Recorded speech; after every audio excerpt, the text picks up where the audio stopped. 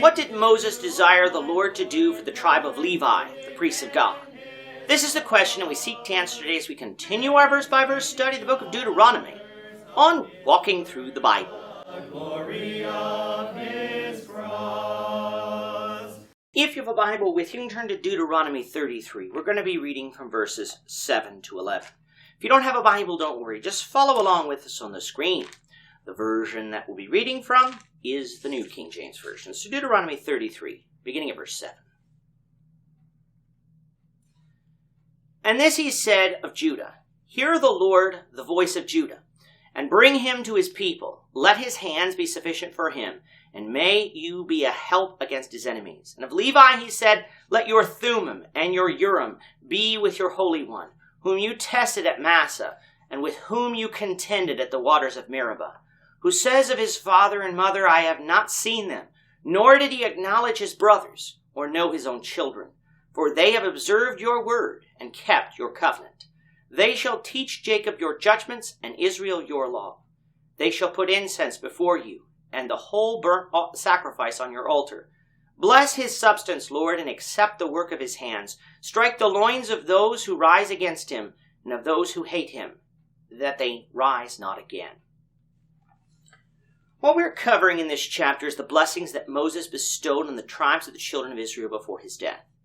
This is a similar situation to the blessings that Jacob bestowed on his children shortly before his death. These blessings of Moses were actually blessings to be bestowed on them by God due to the fact that Moses is described as the man of God, God's mouthpiece.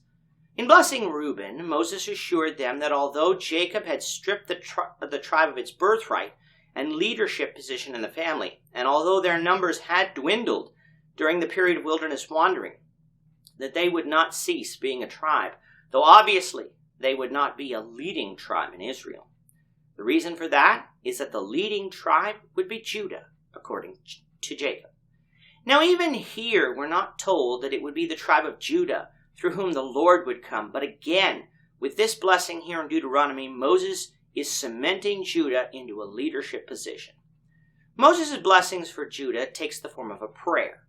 Moses is calling upon the Lord to hear the voice of Judah and be with them to bring him back victorious from their enemies. Just like there was earlier in the chapter, there was a better translation for the phrase in verse 7 of, Let his hands be sufficient for him. For if Judah's hands were sufficient, what need would they have for the Lord? Instead, a better reading would be, With his hands he contended for them, followed by, And may you be a help against his adversaries. Such a rendering makes much more sense in that Moses is calling upon Judah to fight for their brethren, but rely not on their own strength, but the strength of the Lord in order to be victorious. Coming now to the next blessing, that of Levi, we notice that a tribe is omitted, Simeon. In Jacob's blessing, Simeon and Levi were blessed together. Because of these two men's actions as it concerned the issue of Shechem and Dinah, Jacob said that he would divide them in Jacob and scatter them in Israel. Now, of course, this rang true for both of them. But as far as stature concerned, the tribe of Levi had rebounded. Why? Because of their devotion to the Lord. All throughout the wilderness wandering, time and time again, it was the tribe of Levi that responded with faithfulness. At Sinai, Levi was the tribe to step up in Exodus 32 as standing with the Lord, going on to execute judgment on those who were responsible for Israel going off into idolatry. In Numbers 25, it was Phinehas, the son of Eleazar the high priest, that executed judgment when Israel went off and played the harlot with the women of Moab. Even at Massah and Meribah, though we do not read of it directly, the tribe of Levi, being tested by God, stood with the Lord. Moses therefore prays that God's Thummim and Urim, the objects that would be attached to the breastplate of the high priest's clothing, through which God would send his judgments, would always be with his Holy One, this being the priestly tribe. They would be given authority to teach Israel the judgments of the Lord, because they would know the law and be able to relay those judgments to the people.